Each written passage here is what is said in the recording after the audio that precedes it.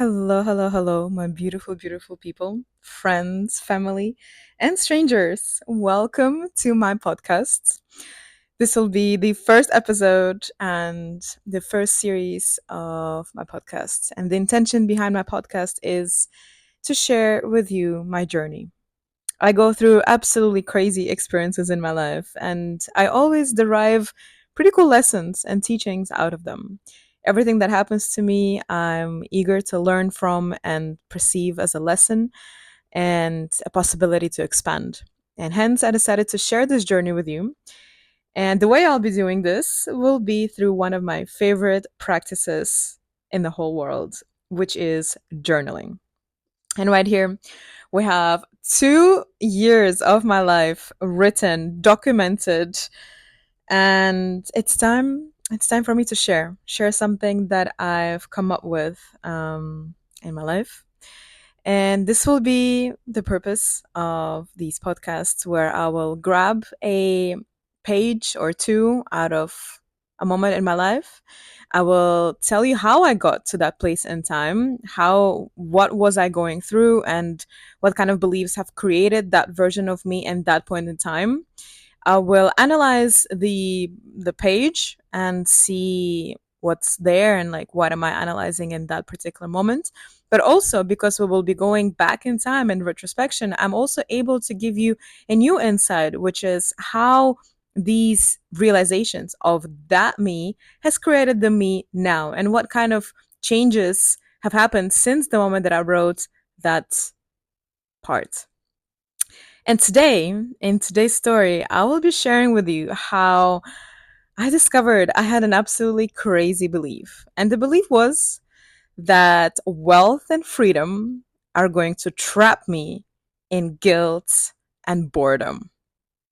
And also, understanding that I'm actually addicted to struggle because I find meaning in struggle. So, today we'll be discussing that belief and the moment in time when this was written was just coming back from Bali. It was February 2024, and I have spent 2 months in Bali recovering from a crazy burnout. I was completely devastated physically, emotionally, and spiritually after working in Saudi Arabia. And I decided to go to Bali for 2 months, do nothing, eat colorful smoothies, go to yoga, spend time on the beach, do absolutely nothing. And I thought that that was going to be an amazing plan. And it was until it wasn't. And the thing is, I found myself getting bored over time. I remember that feeling really well. And then 2 months pass by. I have to come back to Portugal. And once I do, I realize that I'm still feeling that same boredom.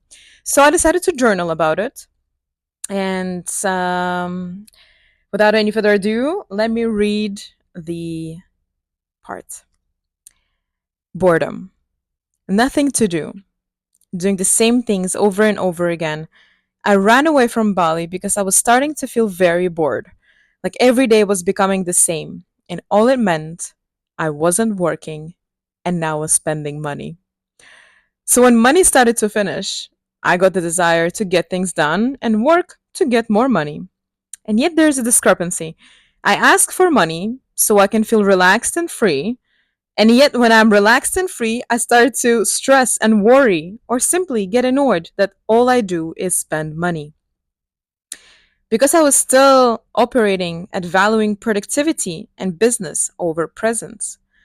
Being bored also meant being in the moment and noticing the moment as it is and not wanting to change it. Being bored and boring meant actually talking about the same things, being on the phone, not being active, not being inspiring. I don't want to get rich because once I'm wealthy and have a lot of money, I will not need to work and occupy my days. I will just spend money daily, maybe feel guilty that I'm not contributing to the society. I'll go do the same things: coffee, food out, beach, and rest. And that is boring. So I subconsciously sabotage myself and stop me from getting big money because when I do, I will be bored. Da da da da. So, what can we unpack from here? And I think the main thing that screams, at least to me, out of this whole thing is the lesson number one. And that lesson is never, never, and should it not, it cannot, and it does not. Your self-worth does not depend on your productivity. And this is what I hear here myself is I'm valuing more doing something rather than just being. And I'm deriving how good I feel about myself with how much money I make. So really, that is the first lesson that I want to point out. But more interestingly, is really the second thing that I notice here, which is that boredom isn't the problem here, because boredom really is the cover emotion for what I'm really feeling. And what's happening at that point in time is, okay, I'm not working, I'm not doing anything. So there is absence of stimulation and absence of productivity. And also there is this restlessness and also fear lingering because, well, what happens when money runs out, right? So it starts obviously making you want to move. But really what I'm confronted here with is the lack of distraction. Because at that point in time, I'm just laying on the beach and just resting, and I'm met with my own thoughts at all times. I'm not distracted. So I'm really seeing and I'm struggling understanding, like, well, do I really deserve this? Do I really deserve to just rest? I haven't done enough to deserve this. I haven't worked today to deserve to go for X, Y, and Z. So as I'm bored, I'm uncovering this discomfort with sitting with my own thoughts and the lack of doing, which grows a lack of, which highlights rather the lack of self worth that I have. Because again, as I say, I'm thinking that I need to do something to feel worthy of that life that I'm living in Bali. And what's really this is asking me to do is asking me to stop and ponder, how can I create joy within me without external stimuli? So the lesson number two really is that boredom is not emptiness, but it can be a cover emotion or just a doorway to creativity. And I like that one. All right. Lesson number three that I'm seeing here has a lot to do with my upbringing. So the lesson is that actually chaos feels familiar, but peace takes practice. And what I'm trying to say with this is that mm, because of my upbringing, the way that I grew up, I connect the sense of worth to productivity. Hence, constantly being in movement and constantly proving that self worth through actions, through chasing, through stimulation, and all of these things feels way more familiar than just being at peace. So when I'm faced with lack of these distractions and I'm in a very stable situation, I feel very unfamiliar and also unsafe. And the reason for that, really, as I said, is that I'm one of those lucky people who grew up in a very unstable environment. My home was a very emotionally unstable place, very unsafe place. What that taught me as well with my Russian first daughter upbringing, doing 5 extracurriculum classes per week, I early on learned that if I wanted to receive love, attention, praise, kindness, anything really from my parents, I needed to be a good student. I needed to be a good daughter. I needed to bring something. So I needed to prove my self worth through those actions. And because it was never clear, am I going to get home and I'm going to be in a safe environment or not? And obviously I'm understanding, well, today I didn't get straight A's and maybe I got a B. When I get home, is it going to be safe for me? And hence, in order to make sense of the world, our childish brain makes these beliefs, right? It makes completely logical beliefs, but you need to make sense and you need to also put your parents in a position of rightness, like they are right for doing whatever they're doing. So when my environment is unstable and it's emotional roller coasters, there's high cortisol, there's all of these really unsafe sensations, that is normal. That is safe. This is what you go to. That's what you call home. That's what you call parents. So when now as an adult, I'm in a safe environment, I take care of myself, I'm at the beach, I'm resting, I'm sleeping, I'm like, wait, is this the calm before the storm? Can I really trust this? Um, and this is really connected really to the whole money and prosperity, wealth, stability topic, because if money brings that safety and brings that stability and brings that calmness, my brain doesn't associate that with safety. So actually, in order for me to feel at ease, to feel like I deserve this kind of money, that I deserve to rest, that I deserve not to do anything, that I can do this, that I'm able to do it, that money is around, like money is going to come again and it's going to be all good and it's going to be safe again. I need to practice that.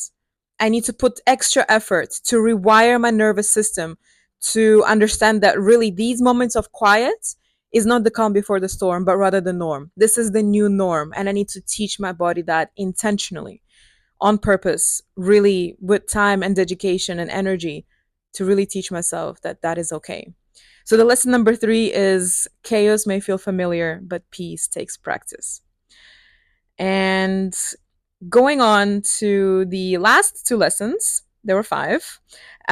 They are connected with the money subject, because it wasn't my intention to get to this point. It really, I'm reading you the page and it's just, paragraph after paragraph. And then something happens. I have an aha moment. And this is where I realized that because I have this association with wealthiness being connected to boredom and not doing anything, I'm avoiding money. And what this really means to me as well here is that my brain has created a connection that money equals end of meaning. Because we can see that here when I say that once I have money, all I'll do is the same boring things: coffee, food out, beach, rest. And that is boring, right? So I'm saying that I will spend my days doing nothing and I will not have meaning. I will not have purpose. And yeah, that is a fucked up belief to have. Again, thank you, childhood. But the best thing we can do is just become aware of these things. And then I tweaked this actually a little bit in my post production analysis of this extract, is that actually by imagining wealth as a path to lack of purpose, I unconsciously protect myself from the responsibility that comes with abundance. So that is a very interesting thing, because you can have two completely conflicting beliefs in your mind at the same time. And this is what's happening here, because I think actually that I'm sabotaging myself because I see money as lack of purpose and lack of meaning. But actually, maybe, just maybe, by imagining that as like this, the tip of the iceberg, what actually I'm doing is that I understand that when I do have a lot of money, I will have to be mindful with how I use it. I will have to be mindful with where I invested. And that is a great responsibility. And maybe actually I'm just avoiding it. The same responsibility, that to spend my money wisely and to do well and not just do meaningless things. So, this is an invitation really to reframe the belief into the fact that wealth does not remove meaning, but rather gives you the freedom to choose meaning, and also it amplifies it. And that is an amazing new belief that I am working on. Following up, what we can also see is that actually I have a false dichotomy in my brain, which goes as rich equals empty, broke equals alive. So, as we already discussed, rich, meaningless things, empty, not doing anything. And I'm even saying here, I'm guilty for not contributing to the society. So, all of these like negative connotations that I have with richness, with wealth, with money. On the other side, being broke actually means movement, chasing, stimulation. Again, all of these things that I'm used to and that perpetually kind of follow me through life. This addiction to stimulation, addiction to chasing, to illusion of control. Like when I think that I'm doing something, that I'm controlling my life, that I'm working on something, and this movement, right? It brings aliveness to my days. It's exciting to go after something, but that's really strongly associated with brokenness, with state of not having money. And um, what is really, again, this is this belief, and uncovering this belief invites me to reframe it. And what I decided to reframe it as is that wealth is actually possibility for more contribution, more creativity, and that is possible being rich and inspired. But in order for that to happen, I need to make an identity shift. In order for me to really truly believe these things, the identity needs to change from the go-getter, the productive one, the chasing one, the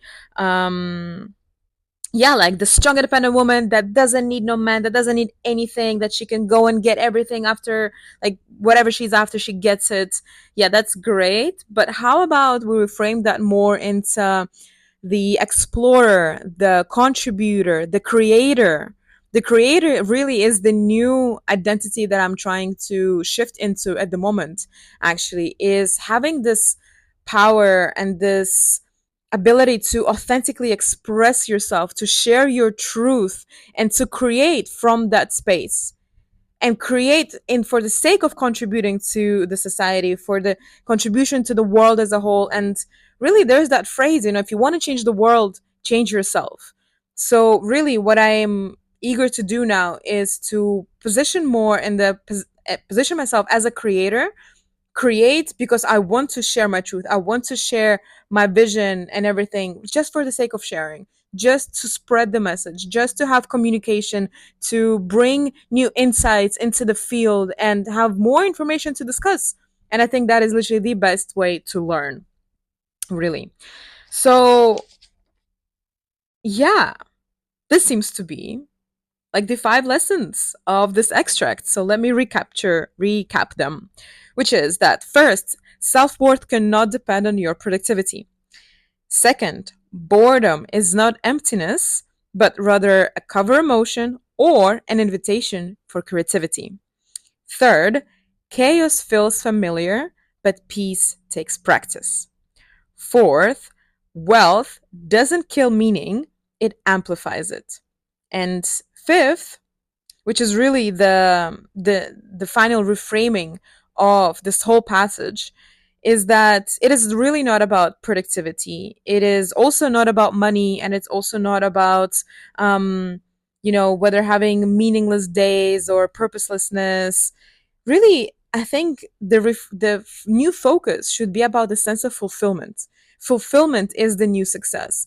Is how you feel alive and full and satisfied and inspired by what you do and what you create and what you bring from the depth of yourself, from your soul, from your heart into the material world.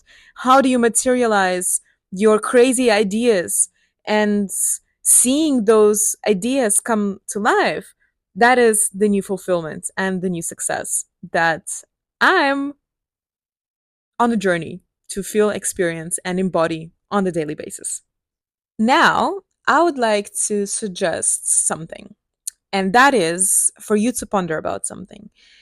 And I invite you to think, if what you're doing right now is you're hustling, you're grinding, you're putting all this work in, and you're committed to your goals, you're disciplined, you're really doing it all, and yet something is not clicking. The success, what you're envisioning is as success and money and wealth, is not coming, or it's not coming fast enough, or it's just, you feel struggle.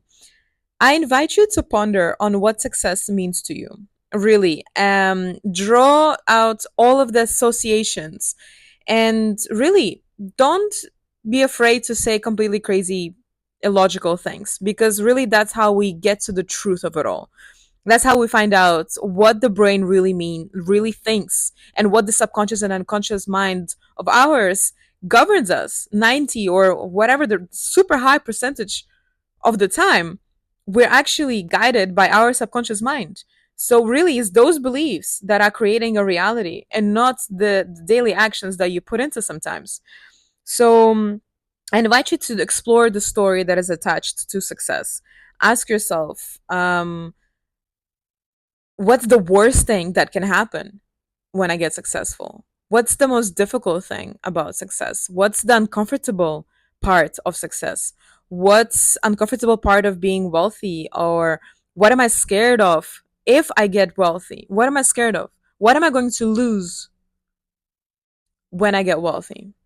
And really, what I realized in my sense is that I will lose the sense of purpose, the sense of drive, the addiction to chaos. I will lose that because I mean, it kind of makes sense in a way that like a lot of problems are created by money. So when the problems are resolved, like you don't have all those problems to solve, what do you do? And if you are addicted to chaos, what do you do? So the first step to solving a problem is to accepting there is a problem and becoming aware of it. So make sure that you're becoming aware of what does money and success mean to you. And please share with me in the comments, send me a private message. I would love to hear everything about it and start a conversation, which is really the intention behind all of these videos. In the meantime, I think this is it. This was really nice and easy. I'm really happy with how this is going, and I'm really grateful for you staying here, listening, following up, and sharing. I would love to hear your side of the story as well. Thank you so much for listening, and I hope to see you on the next one. Bye.